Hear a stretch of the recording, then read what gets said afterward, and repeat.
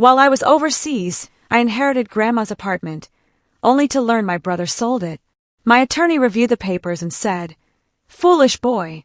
When my brother boasted the next day, reality struck him hard. Can you imagine getting a phone call that shatters your entire world? That rips away a legacy, a final gift from someone you adored, all thanks to your own brother? That's what happened to me. And let me tell you, the shock was just the beginning of a battle I never saw coming. It was a Wednesday morning in Berlin, and I was just trying to enjoy my coffee. You know, one of those quiet moments before the chaos of the workday begins. My name is Barbara, I'm 27, and for the past 3 years, I've been living this incredible life as a graphic designer in Germany. I left Tampa right after college, chasing a dream of adventure, of seeing the world, of building a life that was truly mine. My parents, bless their hearts, had been supportive, even though my older brother, Tyler, who's 32 with a wife and 2 kids, had always made it clear he thought I was being totally irresponsible. He was the responsible one, the one who stayed close to home, the one who climbed the corporate ladder. So there I was, half a cup of coffee down, when my phone rang. It was Douglas, my lawyer from back home. He didn't even say hello, just dropped a bombshell. "Barbara, you need to see this. Your brother just sold your property."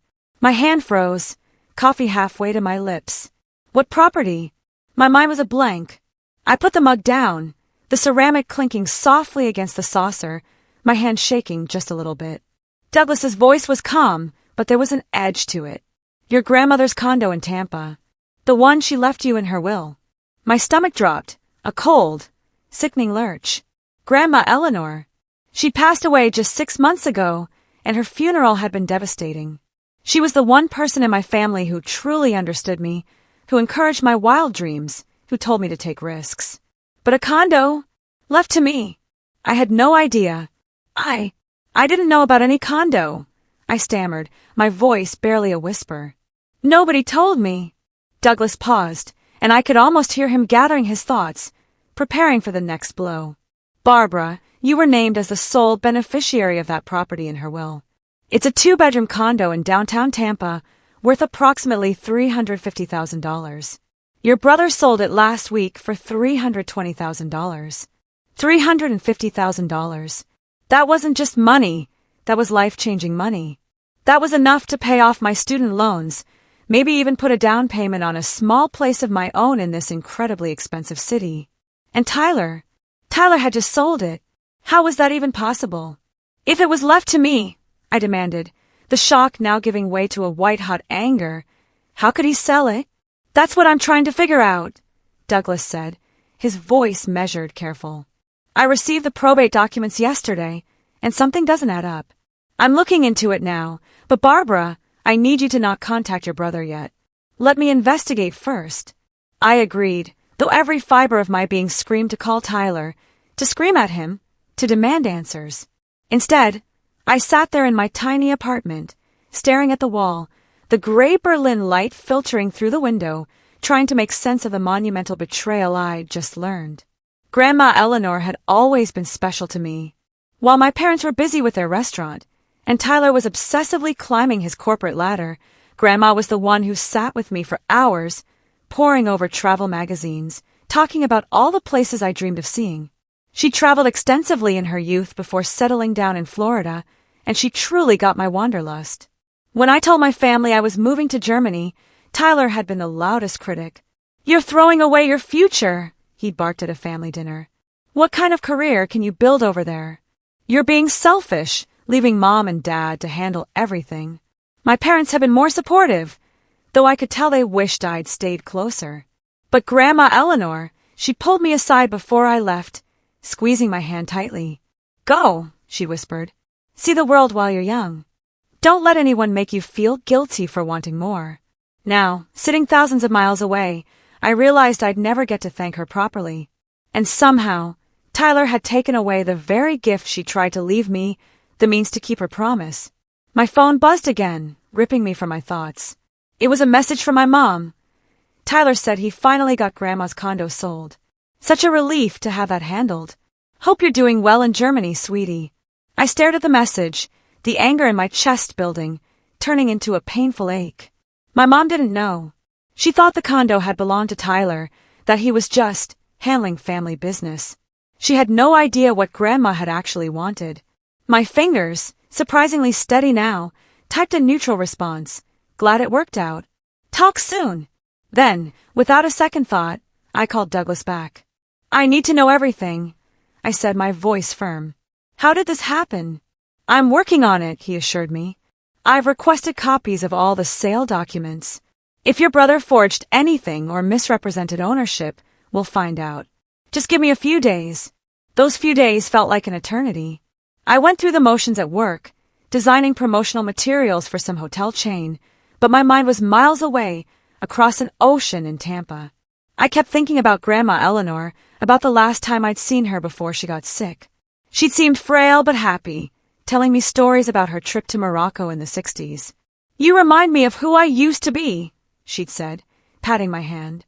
Promise me you'll keep exploring, Barbara. Don't let life make you small. I'd promised.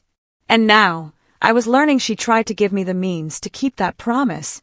Tyler and I had never been particularly close. A 5-year age gap meant we were in totally different stages of life, and our personalities couldn't have been more different. He was calculated, ambitious, obsessed with appearances. I was creative, spontaneous, more interested in experiences than material success. Our relationship had deteriorated even more after I moved to Germany. Tyler made snide comments at every family video call, always about how I was wasting my potential or running away from real life.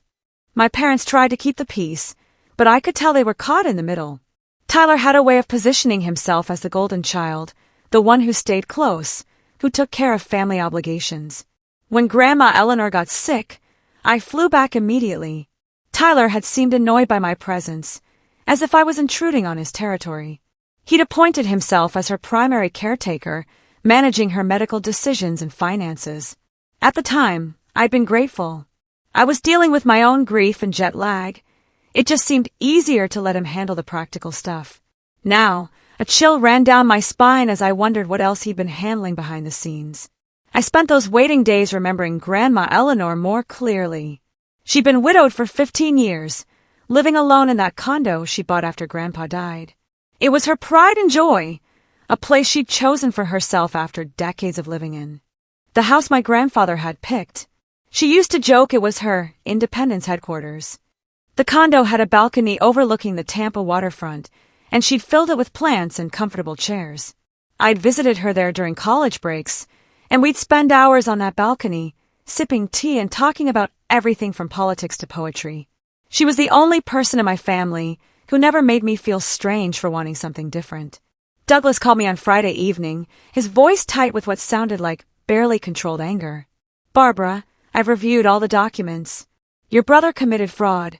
I sat down heavily on my couch, the world tilting slightly. Tell me everything, I managed to say.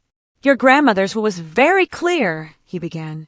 The condo was left to you, with a letter explaining that she wanted you to have financial security as you built your life abroad. Your brother had access to the will as the executor of the estate, but he had no legal claim to the property itself. So how did he sell it? He forged documents, Douglas said, blunt and to the point. He created paperwork that made it appear the condo had been left to him instead. He presented these documents to the real estate agent and the buyers. The sale went through because nobody had reason to question the legitimacy of his claim. My hands were shaking again, but this time it was with a cold fury. That's illegal. Very illegal, Douglas confirmed. It's fraud, forgery, and theft. The good news is that the sale can be reversed. The bad news is that this is going to get messy. Your brother has already spent some of the money. How do you know? Because I did some digging. He put a down payment on a new house last week. A rather expensive one in a gated community. I'm guessing he was planning to use the condo money to upgrade his lifestyle. I felt sick. While I'd been working my regular job in Berlin, carefully budgeting every euro, Tyler had been stealing my inheritance to buy a bigger house for his family. What do? I asked, my voice barely audible. First, I'm filing a legal complaint with the court in Tampa. This will freeze any remaining funds from the sale and begin the process of unwinding the transaction. Second, I need you to gather any documentation you have of your relationship with your grandmother. Any emails or letters that might show her intentions. Third, and this is important, you need to be prepared for this to damage your family relationships. Your brother is going to fight this. Let him fight, I said, surprised by the steel in my own voice. He stole from me. He committed fraud. I know, and we're going to prove it. But Barbara, your parents are going to be caught in the middle of this. You need to be ready for that. I thought about my mom's cheerful text, about how relieved she was that Tyler had handled the condo situation. She had no idea what he'd actually done. When the truth came out, it was going to devastate her. But I couldn't let Tyler get away with this. Not just because of the money, though that was significant, but because Grandma Eleanor had wanted me to have that condo. She'd made her wishes clear in her will, and Tyler had decided his wants were more important than her final gift to me. That weekend, I went through my emails and found dozens of messages from Grandma Eleanor. She'd learned to use email in her 70s, and we corresponded regularly during my time in Germany. I read through them now with tears in my eyes. In one email from 2 years ago, she'd written, "I'm so proud of you for following your dreams, Barbara. Your grandfather always said I gave up too much when we got married, that I should have kept traveling. I don't regret my life, but I want you to know that it's okay to want more. Don't let anyone tell you that ambition is unfeminine, or that wanting to see the world makes you selfish. You're the bravest person I know." In another, from just 8 months before she died, "I've been thinking about my will lately. I want you to know that I'm making sure you'll have security no matter what. You're building a beautiful life in Germany, and I want to support that. Don't worry about the details now, but know that I'm taking care of you." I forwarded these emails to Douglas, along with photos from our visits and a birthday card she'd sent me that mentioned how proud she was of my independence. On Monday morning, Douglas called with an update. "I filed the legal complaint. The court has frozen the funds from the sale, which means your brother can't access the remaining money. He's been notified of the legal action. Has he tried to contact you?" "Not yet, but I expect he will. Barbara, this is going to move quickly now. Be prepared for him to reach out to you directly." I wasn't prepared at all, actually, because what happened next was something I never could have anticipated. Tuesday morning in Berlin, which was Monday night in Tampa, my phone rang at 2 a.m. I'd been in a dead sleep, dreaming about Grandma Eleanor's balcony, and the jarring ringtone jolted me awake. It was Tyler. I stared at the screen for a moment, my heart pounding. Part of me wanted to let it go to voicemail, but I knew I had to face this eventually. I answered, "Barbara!" Tyler's voice was jovial, almost manic. "Finally! I've been trying to reach you. Listen, I have amazing news." I sat up in bed, turning on the lamp. "What news?" "I sold Grandma's condo. Got a great price for it, too. And here's the best part. I'm going to give you $10,000 from the sale. You know, since you flew back for the funeral and everything, I figured you could use a little boost over there in Germany." I was speechless. He was actually bragging about it. He was calling me in the middle of the night to brag about stealing my inheritance and then offering me a tiny fraction of it, like he was doing me some enormous favor. $10,000. I managed to say, the words tasting like ash. I know, right? Pretty generous, considering I'm the one who handled all the estate stuff. I mean, you've been off in Europe this whole time, and somebody had to deal with the probate and the realtor and all of that. It's been a huge headache, but family takes care of family, you know. My hands were gripping the phone so tightly, I thought I might crack the screen. "Tyler, when exactly did you sell the condo?" "Closed on it last week." "Why? And you're just telling me now?" He laughed. "Well, yeah. I wanted to make sure everything was finalized before I got everyone excited. You know how real estate deals can fall through at the last minute. But it's all done now. The money's in my account, and I'm ready to write you that check." "Your account," I repeated slowly. "Well, yeah, I was the executor of the estate. It all had to go through me. But don't worry, I'm sharing the wealth. $10,000, Barbara. That's enough for a nice vacation, or whatever you want to spend it on." I took a deep breath, trying to keep my voice steady, to keep the volcanic rage from erupting. "Tyler, I need to ask you something. Did Grandma leave a will?" There was a pause. "Of course she did. Why? And what did it say about the condo?" Another pause, longer this time. It left the estate to be divided among the family. Standard stuff. Why are you asking all these questions? You don't trust me or something? I'm just curious about the details. Well, you should have been curious earlier. Like when you decided to move. Halfway around the world, instead of staying here to help with family obligations. I'm the one who's been dealing with all of this. I'm the one who sat with Grandma when she was dying. I'm the one who handled the funeral arrangements and the probate court and selling the condo. You flew in for 3 days and then went right back to your little adventure in Germany. His words stung, even though I knew they were manipulative.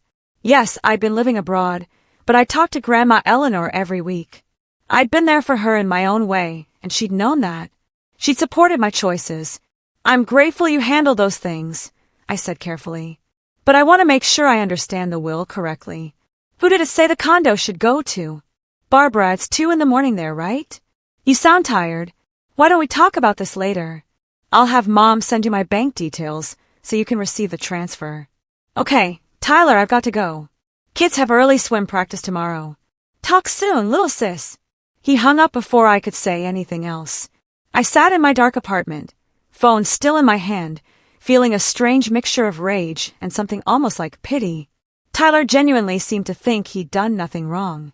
Or maybe he knew exactly what he'd done and was hoping I'd be too grateful for the $10,000 to ask questions. Either way, he just made a crucial mistake.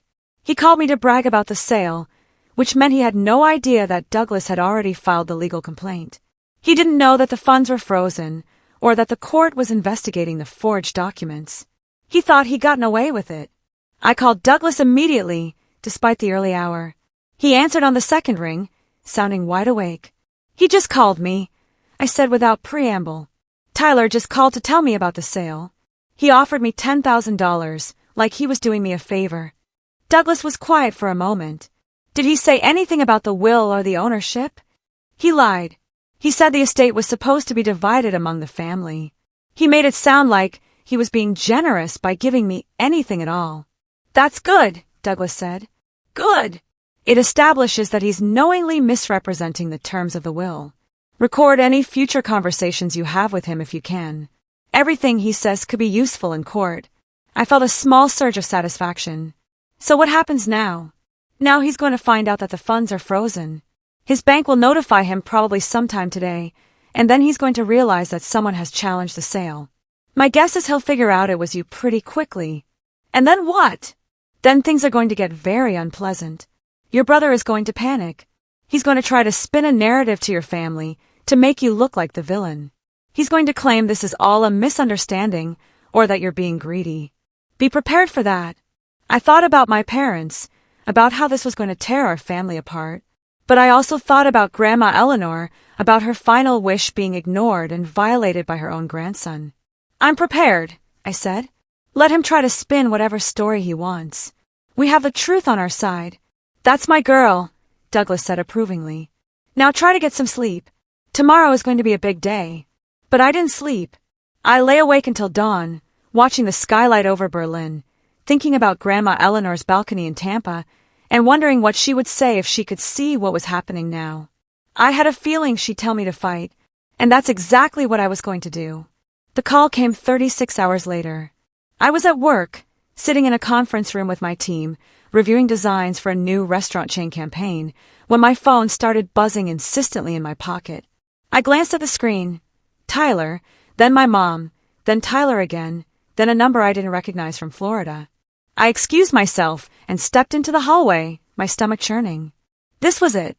He'd found out. I answered Tyler's call. Hello. What the hell did you do? His voice was shaking with pure, unadulterated rage. What the hell did you do, Barbara? I don't know what you're talking about, I said calmly, though my heart was hammering against my ribs. Don't play stupid with me. The bank froze the money from the condo sale. They said there's a legal complaint filed against me. Did you do this? Tyler, I think we need to talk about Grandma's will. There's nothing to talk about. That condo was part of the estate, and I handled the estate. You have no right to interfere with this. No right. The condo was left to me, I said quietly, letting the words hang in the air. Grandma's will specifically left it to me. Not to you, not to the estate. To me. There was a long silence. When he spoke again, his voice had changed. Become calculating. That's not true. I saw the will. I was the executor. It was left to the family. No, Tyler. It was left to me. And you know it was, because you're the one who forged the documents to make it look like it was yours. I didn't forge anything. This is insane. You've been gone for 3 years, and now you suddenly show up making accusations. You have no idea what you're talking about. I have a lawyer, Tyler. He's seen the real will. He's seen the documents you filed with the real estate sale. They don't match. You committed fraud. I heard him breathing heavily on the other end. You're out of your mind. Mom and Dad are going to hear about this. They're going to know what you're doing, trying to steal from your own family. I'm not stealing anything. I'm taking back what Grandma wanted me to have. She wanted you to have it. He laughed bitterly. You were her little favorite, weren't you? Always running off to have your adventures while the rest of us actually took care of responsibilities. You think she really wanted to reward that? His words hit a nerve, but I pushed through.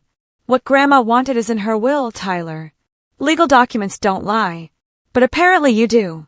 You're making a huge mistake, he said, his voice dropping to something darker.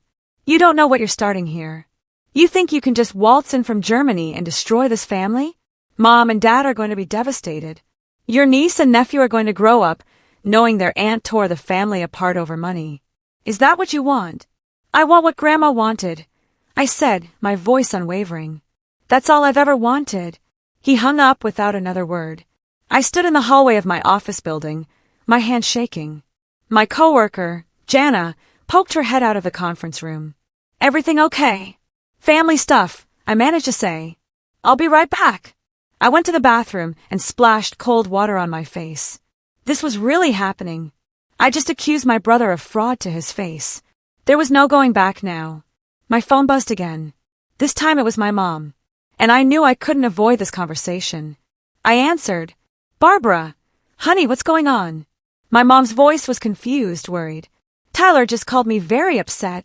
He said you're suing him. I'm not suing him, Mom. I'm filing a complaint about the sale of Grandma's condo. But why? Tyler handled all of that. He did such a good job with everything. All the estate matters. I don't understand why you're making problems now. I closed my eyes. Mom, did Tyler show you Grandma's will? Well, no, not directly. He explained it to us. He said everything was left to the family, and he was managing it as executor. That's normal, isn't it? Did you know that Grandma left her condo specifically to me? There was a pause. What do you mean, specifically to you? Her will stated that the condo was to go to me, just me, not to Tyler, not to be split up among the family. She left it to me, and she wrote a letter explaining why. That can't be right, my mom said slowly. Tyler told us he was selling the condo to settle the estate. He said you'd get a share of everything. He offered me $10,000, Mom. The condo sold for $320,000. Another long pause. There must be some confusion. Let me talk to Tyler about this. I'm sure there's an explanation. Mom, I have a lawyer who's reviewed all the documents. Tyler forged paperwork to make it look like the condo was his to sell. That's fraud. Barbara, that's a very serious accusation. Tyler would never do something like that. He's your brother. He's been nothing but responsible and helpful through this whole awful time with Grandma's death. I think maybe you're misunderstanding the legal process. Estate law is very complicated. I felt something crack inside me. Even now, even with evidence, my mother was taking Tyler's side. Mom, I'm not misunderstanding anything. Grandma wanted me to have that condo. Tyler knew that, and he decided to take it for himself. I think you need to think very carefully about what you're doing, my mom said, her voice getting firmer. You're accusing your own brother of a crime. Do you realize how that's going to affect this family? Your father is already upset. Tyler's wife is crying. The kids don't understand what's happening. And for what? Money. It's not about money, Mom. It's about respecting Grandma's wishes. Grandma would be heartbroken to see her grandchildren fighting like this. She loved both of you. Yes, she did. And she left me that condo because she wanted to support my life in Germany. She told me so in emails. I have proof. I need to go, my mom said abruptly. Your father and I need to talk about this. But Barbara, I hope you'll reconsider what you're doing. Family is more important than property. She hung up before I could respond. I stood there in the bathroom, staring at my reflection in the mirror.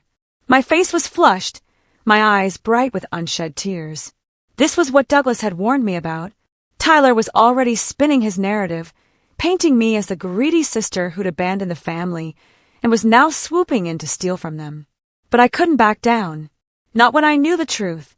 Over the next week, things escalated in ways I hadn't anticipated. Tyler hired his own lawyer, who sent Douglas a letter claiming that I was harassing Tyler and making false accusations. The letter stated that Tyler had acted entirely within his rights as executor and that any confusion about the will was due to my distance from the family and lack of understanding about estate law. Douglas sent me a copy of the letter with a brief note, standard intimidation tactics. Don't worry, we have the documentation to prove everything. But it was hard not to worry. My phone was constantly buzzing with messages from family members. My Aunt Patricia called to say she was disappointed in me for attacking Tyler during such a difficult time. My cousin Jennifer sent a long text about how Tyler had always been there for the family and how I should be ashamed of myself. Even my dad, who usually stayed out of family drama, left me a voicemail asking me to reconsider this legal action for the sake of family harmony. The only person who didn't contact me was Tyler himself. That silence felt ominous. At work, I was distracted and exhausted. The time difference meant I was getting calls from Florida late at night, and I wasn't sleeping well. My boss, Stefan, pulled me aside one afternoon and asked if everything was all right. Family issues, I said vaguely. Nothing I can't handle. If you need time off, you can take it, he offered. You've been with us for 3 years and never taken a real vacation. I thanked him but declined. Work was the only thing keeping me sane, the only place where I could focus on something other than the chaos in Tampa. Douglas called me on Thursday evening with an update. The court has scheduled a hearing for 2 weeks from now. Both parties will present their evidence, and the judge will make a preliminary ruling on whether the sale should be reversed. Do I need to be there? It would help, yes. Can you fly back to Tampa? I thought about my job, my apartment, my life in Berlin. Flying back to the States for a court hearing felt surreal, like I was being pulled back into a world I'd tried to leave behind. But this was about Grandma Eleanor. This was about justice. I'll be there, I said. That weekend, I bought a plane ticket for the following Thursday. I'd stay with a college friend who lived in Tampa, avoiding my parents' house entirely. I wasn't ready to face them in person, not when they were still taking Tyler's side. On Monday, something unexpected happened. I received an email from someone named Patricia Williams, the woman who bought Grandma's condo from Tyler. The subject line read, "Questions about the property purchase." I opened it with trembling hands. "Dear Miss Barbara," it began, "my husband and I purchased a condominium from your brother Tyler 2 weeks ago. We have recently been informed by our attorney that there may be legal issues with the sale. We are very concerned about the situation, as we sold our previous home to purchase this property and have already moved in with our children. We were under the impression that your brother was the rightful owner of the condominium. He presented all the necessary documentation, and our attorney reviewed everything before we proceeded with the purchase. We had no reason to believe anything was improper. Could you please contact me to discuss the situation? We are innocent parties in whatever dispute exists between you and your brother, and we are now facing the possibility of losing our home. Sincerely, Patricia Williams." I felt a wave of guilt and sympathy. These people had been caught in the middle of Tyler's fraud. They bought the condo in good faith, believing Tyler had the right to sell it. Now their lives were being turned upside down because of his lies. I forwarded the email to Douglas immediately. He called me within the hour. "This is actually good for our case," he said. "It shows that Tyler deceived not just you, but also the buyers. They are going to be witnesses to his misrepresentation. But what happens to them? Do they lose the condo? The sale will be voided, yes. They'll get their money back from the escrowed funds.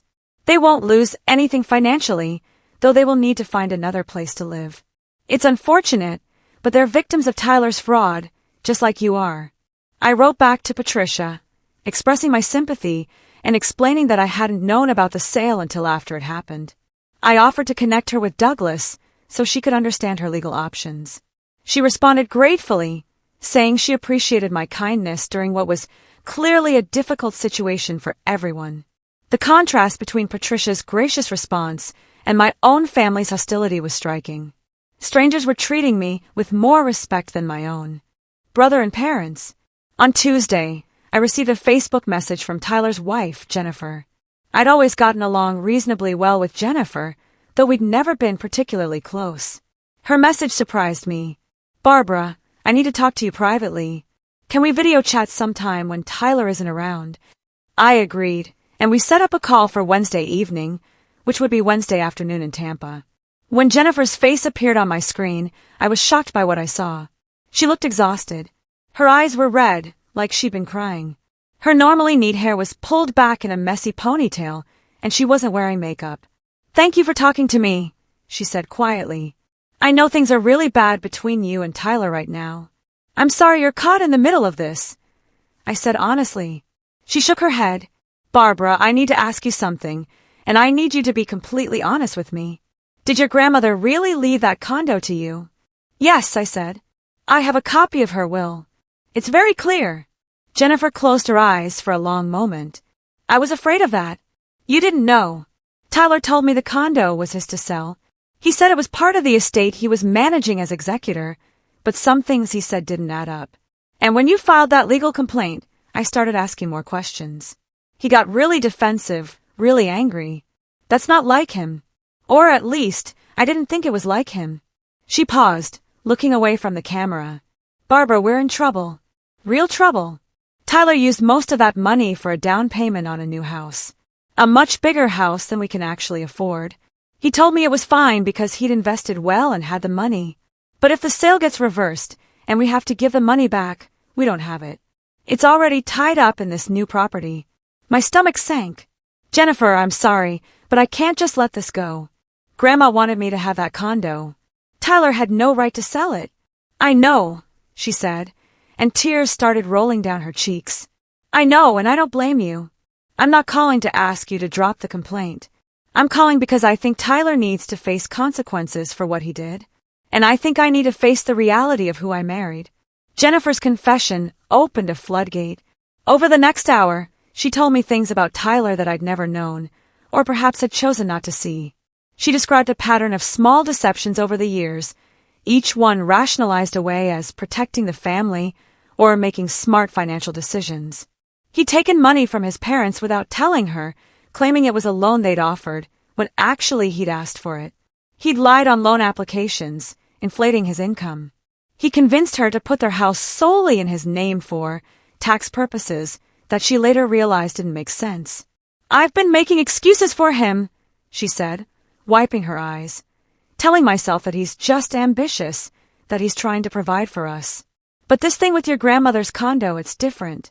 It's not a gray area. It's clear-cut fraud, and he did it to his own sister." "What are you going to do?" I asked gently.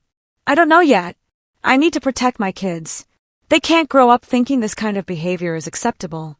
But Barbara, I want you to know that if your lawyer needs me to testify about anything Tyler said regarding the condo, I'll do it. I'll tell the truth." After we hung up, I sat in my apartment feeling a strange mix of vindication and sadness. I'd been right about Tyler's fraud, but learning the full extent of his deception, seeing how it affected Jennifer and their children, made me feel sick. This wasn't just about money anymore. It was about Tyler's entire character, about lies that had been building for years. Douglas called me the next morning with news. Tyler's lawyer wants to negotiate a settlement. They're proposing that Tyler pay you $150,000 to drop the complaint and let the sale stand. "Absolutely not," I said immediately. "That condo is worth more than that. And it's not about the money anyway. It's about what Grandma wanted." I told him you'd say that. "But Barbara, I want you to understand what rejecting the settlement means. It means going to court. It means your entire family will be forced to take sides publicly. Tyler's lawyer is threatening to make this very ugly. They're planning to argue that your grandmother was mentally incompetent when she wrote the will, that you manipulated her." I felt anger surge through me. That's disgusting. Grandma was completely lucid. We have years of emails proving that. I know, and we'll present all of that evidence. But they're going to try.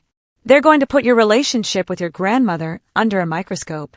They're going to make you defend every conversation, every visit, every gift she ever gave you. It's going to be emotionally brutal. Let them try, I said firmly. Grandma deserves better than having her final wishes ignored because Tyler wanted a bigger house. All right, Douglas said. Then we go to trial. I'll inform Tyler's lawyer that we're rejecting the settlement offer. The hearing was set for Monday. I flew out of Berlin on Thursday, the long flight giving me too much time to think about everything that had happened. I'd left Tampa 3 years ago, looking for adventure and independence. Now I was returning to fight for something my grandmother had tried to give me, something my own brother had stolen. My college friend Melanie picked me up from the airport. She'd been following the situation through my sporadic text updates, and she hugged me tight when she saw me. I can't believe Tyler did this, she said as we drove toward her apartment.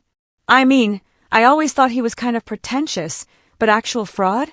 That's next level. I know, I said tiredly.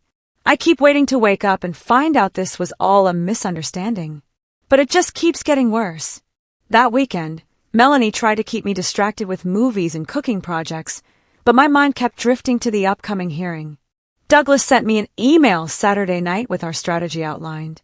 We'd present the original will, the forged documents Tyler had filed, and testimony from Jennifer about Tyler's statements regarding the sale. We'd also bring in the buyers, Patricia and her husband, to demonstrate how Tyler had deceived multiple parties. Sunday evening, Douglas called with unexpected news.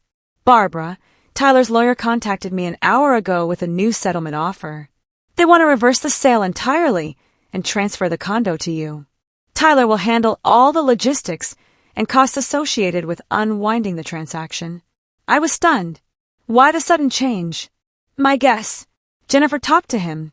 She must have made it clear that she wasn't going to support his version of events. Without her backing his story, his entire defense falls apart. His lawyer probably told him he was going to lose badly in court. And this way, he avoids a fraud conviction. What about the buyers? Patricia and her family? They'll get their money back and be released from the purchase. Tyler will have to cover any losses they incurred in the process, including moving costs and temporary housing. It's going to cost him significantly, but it's better than a criminal record. I thought about it for a long moment. And if I accept the settlement, what happens to Tyler? Does he face any consequences? Douglas was quiet. Legally, if you accept and sign a non-disclosure agreement, the fraud charges would likely be dropped. He'd walk away with his reputation damaged in the family, but no criminal record. Financially, he'd lose whatever he'd already spent from the sale, plus the costs of reversing everything. But he wouldn't face jail time. And if I don't accept, then we go to court tomorrow. We present all our evidence. Tyler would almost certainly be convicted of fraud. He'd face possible jail time, definitely a criminal record.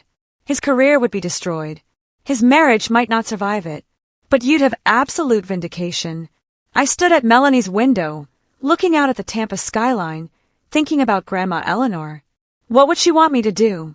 Would she want me to destroy Tyler's life? Or would she want me to take what was rightfully mine and move forward? I thought about Jennifer and their kids, about Patricia and her family, about my parents who were caught in the middle of this mess. But I also thought about Tyler calling me at 2 a.m. to brag about selling the condo, offering me $10,000 like it was a generous gift. I thought about him forging documents and lying to everyone, about him spinning a narrative where I was the villain for daring to want what Grandma had left me. I want to think about it overnight, I told Douglas. Can I give you an answer in the morning? The hearing is at 10 a.m. I need to know by 9 at the latest. You'll have my answer by 8, I promised. That night, I barely slept.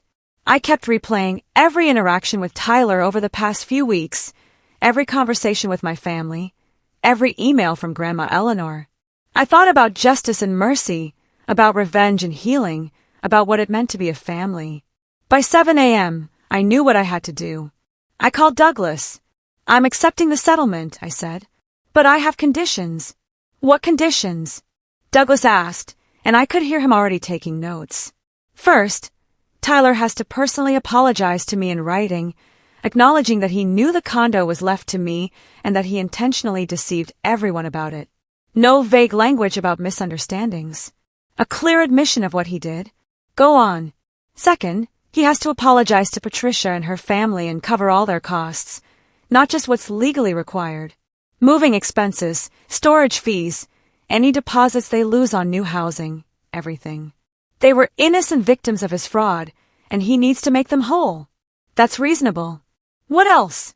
Third, I want him to write a letter to Mom and Dad explaining exactly what he did.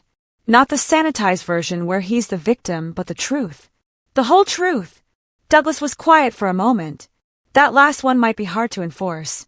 How do we ensure he actually sends it?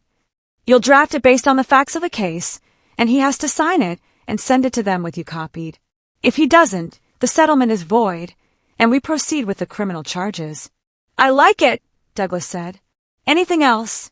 I hesitated, then added, and I want it in writing that he can never contest Grandma's will or any other inheritance matters involving her estate. This ends here, completely done. I'll draft the settlement agreement this morning and send it to Tyler's lawyer. Given that the hearing is in 3 hours, they'll have to agree quickly or face court. 2 hours later, Douglas called back. They've agreed to everything. Tyler is signing the paperwork now. Barbara, he won. But I didn't feel like I'd won. I felt exhausted and sad. Yes, I was getting the condo back.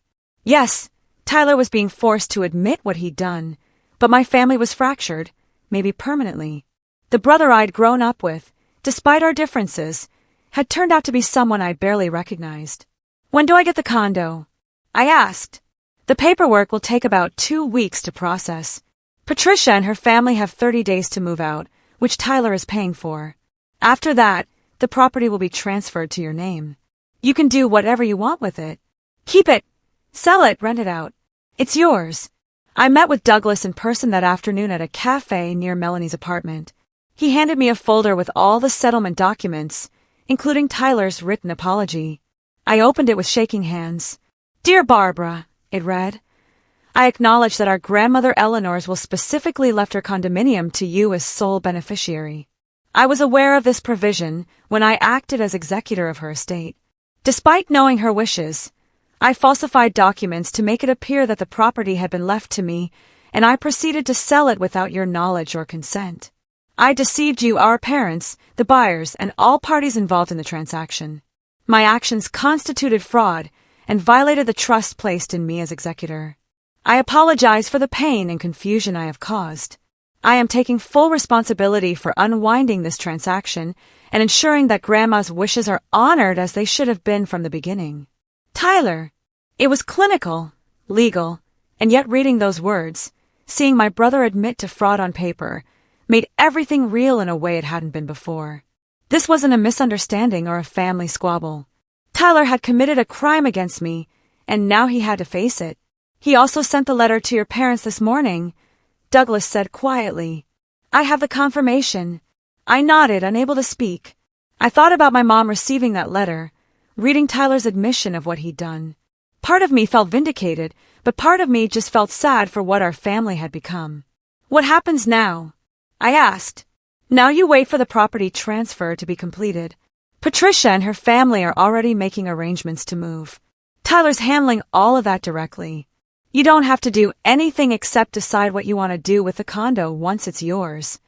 I spent the next week in Tampa, avoiding my parents' calls. I wasn't ready to talk to them yet. I met with Patricia and her husband to apologize for the disruption to their lives, and they were remarkably gracious about the whole situation. We're just glad the truth came out, Patricia said. We could have been stuck in a legal nightmare for years. Your brother did wrong, but at least he's making it right now. I visited Grandma Eleanor's condo one afternoon, standing outside and looking up at the balcony where we'd spent so many hours talking. Patricia had invited me to come inside, and I walked through the rooms, seeing how she decorated the space. It was different from how Grandma had kept it, but I could still feel her presence there.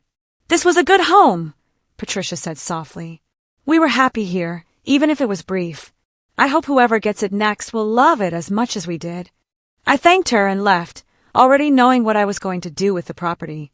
On my last day in Tampa before flying back to Berlin, Jennifer asked to meet me for coffee. We chose a neutral location, a busy Starbucks, where neither of us was likely to run into family members. She looked better than she had during our video call, more composed, though I could still see the stress in the lines around her eyes. "I wanted to thank you," she said once we'd ordered and sat down, "for not pushing for criminal charges." "I didn't do it for Tyler," I said. "Honestly, I did it for you. And your kids. And for Grandma, because I think she would have wanted peace more than revenge." Jennifer nodded slowly. "Tyler and I are separating.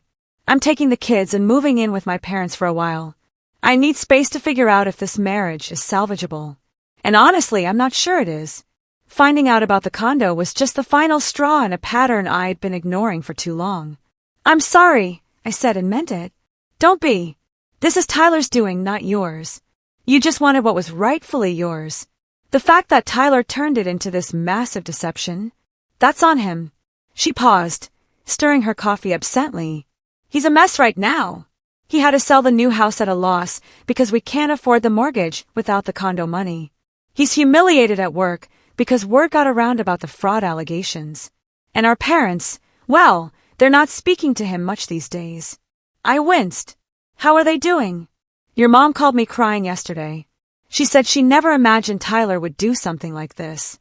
That she doesn't know how to face you after taking his side so completely. Your dad is angry, mostly at Tyler, but also at himself for not questioning things more." "They haven't called me," I said quietly. "They don't know what to say. They're ashamed. They defended Tyler when you were telling the truth. And now they have to live with that." We sat in silence for a moment, sipping our drinks. Finally, Jennifer spoke again. "What are you going to do with the condo?" "I'm selling it," I said. "I can't keep it, not with all these memories attached to it now.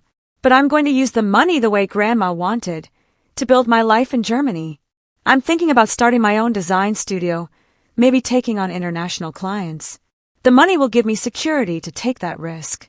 Jennifer smiled faintly. She liked that. "Eleanor always said you were the brave one, the one who dared to want more than what was expected. Tyler used to mock me for that." "I know. He was jealous. I think you had the courage to leave and build something new while he was stuck in the same patterns, always trying to prove himself through money and status. In some ways, you were everything he wished he could be." I'd never thought about it that way, but maybe Jennifer was right. Maybe Tyler's fraud wasn't just about greed. It was about resentment. Resentment that I'd escaped the family dynamics that had shaped him. That I'd found freedom he couldn't imagine for himself. Before we parted, Jennifer hugged me tightly. "I hope someday we can all be family again. Not the dysfunctional family we were, but something healthier, something honest." "Maybe," I said, "but it's going to take time. A lot of time." I flew back to Berlin the next day, emotionally drained, but also strangely at peace. The condo transfer would be finalized in another week, and then I could move forward with selling it. Douglas had already connected me with a reputable real estate agent in Tampa who specialized in downtown properties. Back at work, I threw myself into projects with renewed energy. Stefan noticed the change in me. "Whatever you were dealing with, it looks like you've resolved it," he said approvingly. "Getting there," I told him. "And actually, I wanted to talk to you about something. I'm thinking about going freelance, starting my own studio. I'd still want to work with this agency on contract, but I need to explore some other opportunities, too." Stefan didn't seem surprised. "I was wondering when you'd make this move. You've been ready for a while. Let's talk about how we can make this work for both of us." Over the next month, as the condo sale processed, I laid the groundwork for my new business. I reached out to former colleagues, built a portfolio website, and started networking with other designers in Berlin's creative community. The freedom was exhilarating and terrifying in equal measure, but I kept thinking about what Grandma Eleanor had said. Don't let life make you small. The condo sold quickly once it was officially mine. The new buyers were a young couple, expecting their first child, and something about that felt right. New life, new beginnings, a fresh start in the space that had meant so much to Grandma Eleanor. When the money hit my account, I sat staring at the number for a long time. $350,000. It was exactly what Grandma had wanted me to have, exactly what she'd planned for. Tyler had tried to steal it, but in the end, justice had prevailed. I transferred a portion to pay off my student loans completely. Another chunk went into a business account for my new studio. The rest I invested carefully, creating a financial cushion that would let me take creative risks without worrying about survival. 3 months after returning to Berlin, I received an unexpected email from my mother. The subject line simply said, "I'm sorry."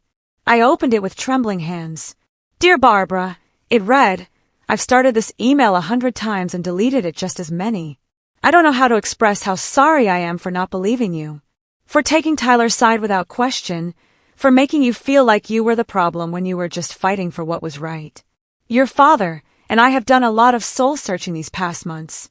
We've had to confront some hard truths about our family, about the ways we treated you differently than Tyler, about how we enabled his worst behaviors while dismissing your legitimate concerns. There's no excuse for what we did. You deserved our support and our trust, and we failed you. Tyler's fraud wasn't just a betrayal of you. It was a betrayal of your grandmother's wishes. And that makes it even worse. She wanted to take care of you, to give you security as you built your life abroad. And Tyler tried to take that away. We should have questioned him. We should have asked to see the will ourselves. We should have listened when you told us something was wrong. I understand if you can't forgive us right now. I understand if you need more time, or if you decide you don't want us in your life anymore. We'll have to live with the consequences of our choices. But I want you to know that we love you. We're proud of you. We're in awe of the life you've built for yourself in Germany, the courage it took to move across the world and create something meaningful. Your grandmother saw that in you. And I wish we'd seen it more clearly, too. If you're ever ready to talk, we'll be here. With love and regret, Mom." I read the email 3 times, tears streaming down my face. It wasn't everything I wanted to hear, but it was a start. It was acknowledgement, genuine remorse, and the first step toward maybe someday rebuilding something with my parents. I didn't respond immediately. I needed time to process, to figure out what kind of relationship I wanted with them going forward. But I saved the email, and I didn't delete their contact information. The door wasn't closed forever. My new design studio launched in November, 6 months after the whole condo situation began. I called it Eleanor Creative, a tribute to my grandmother and the gift that had made it possible. My first client was a boutique hotel chain in Austria, followed by a sustainable fashion brand in Copenhagen. The work was challenging and fulfilling in ways my previous job had never been. I hired an assistant, a talented young designer named Petra, who reminded me a bit of myself at her age, hungry to prove herself and full of creative ideas. We worked well together, and slowly my little studio grew. On what would have been Grandma Eleanor's 85th birthday, I took a day off and went to a park near my apartment. I brought a thermos of tea and sat on a bench, thinking about her balcony in Tampa, about all our conversations, about the life she'd lived and the legacy she'd left behind. "Thank you," I whispered to the wind. "Thank you for seeing me, for believing in me, for giving me the chance to build something real. I won't waste it." A few weeks before Christmas, I received a package from Florida. Inside was a small box with a note from my mother. "This was your grandmother's. She would want you to have it." I opened the box and found Grandma Eleanor's watch, the delicate silver one she'd worn every day. On the back was an engraving I'd never noticed before. "The world is waiting." I put the watch on immediately, feeling the weight of it on my wrist, the history it carried. It was a reminder of where I'd come from and where I was going. Tyler never contacted me directly. Through Jennifer, who I stayed in occasional touch with, I learned that he'd taken a lower-paying job after losing his position at the insurance company. The fraud allegations, even though charges were never filed, had damaged his reputation in the industry. He and Jennifer were officially divorced, sharing custody of their kids. He'd moved into a modest apartment and was by all accounts struggling to rebuild his life. I didn't take pleasure in his downfall, but I didn't feel guilty about it either. Tyler had made his choices, and those choices had consequences. He tried to steal from his own sister, to violate his grandmother's final wishes, and he'd gotten caught. The fact that he was facing repercussions wasn't my doing, it was his. My relationship with my parents slowly, tentatively, began to heal. We video called occasionally, brief conversations that were awkward at first, but gradually became easier. They'd never fully understand my life in Berlin, but they were trying. That was something. 1 year after Grandma Eleanor's death, I returned to Tampa for a memorial gathering organized by some of her old friends. My parents were there, and we hugged stiffly but genuinely. Tyler wasn't invited, which everyone understood. After the memorial, my mom pulled me aside. I wanted you to know that your grandmother left me a letter to give you if anything ever happened with the condo. She must have suspected Tyler might try something. She wrote it 6 months before she died. My mom handed me an envelope, yellowed and sealed. I opened it with shaking hands. My dearest Barbara, it read in Grandma's familiar handwriting, if you're reading this, it means something has gone wrong with my estate plans. I wanted you to have the condo because you're the one who understands what freedom means, what it costs to build a life on your own terms. Don't let anyone make you feel guilty for wanting it. Don't let family obligation override what you know is right. You've always been stronger than you realize, braver than anyone gives you credit for. Stand up for yourself. Fight for what's yours, and remember that I'm proud of you every single day. All my love, Grandma Eleanor. I folded the letter carefully and tucked it into my purse. My vision blurred with tears. Even from beyond the grave, Grandma Eleanor had known. She'd known Tyler might try something, and she'd left me this message of encouragement and support. Thank you for giving this to me, I told my mom. She nodded, her own eyes red. She was right about you. You're stronger than any of us realized. Tyler's life never fully recovered from the scandal. The legal settlement was public record, and word spread through Tampa's professional circles about what he'd done. His career in insurance was effectively over, and he ended up taking a job in retail management, earning a fraction of what he'd made before. His relationship with his children suffered as they grew old enough to understand what had happened. His daughter, especially, asked pointed questions about integrity and honesty that he struggled to answer.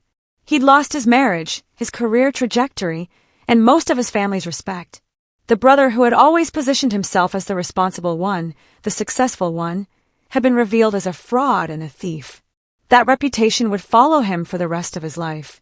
2 years after everything happened, I stood on a rooftop terrace in Berlin at a launch party for a major project my studio had completed. I was wearing Grandma Eleanor's watch and a dress I bought without worrying about the price tag. My business was thriving. My life was full of creative challenges and genuine friendships. And I finally felt like I'd built something that was truly mine. Looking back on the whole ordeal with Tyler and the condo, I realized something important. Grandma Eleanor's real gift wasn't just the property or the money. It was the lesson that I was worth fighting for. That my dreams and my future mattered enough to stand up and defend them, even against family. Tyler had tried to take that from me, but instead, he'd helped me discover a strength I hadn't known I possessed. And that, in the end, was worth more than any inheritance. So, I have to ask you, if you were in my shoes, faced with such a profound betrayal from your own family, what would you have done? Would you have fought back the way I did, or try to find another path? Let me know in the comments below. I really want to hear your thoughts.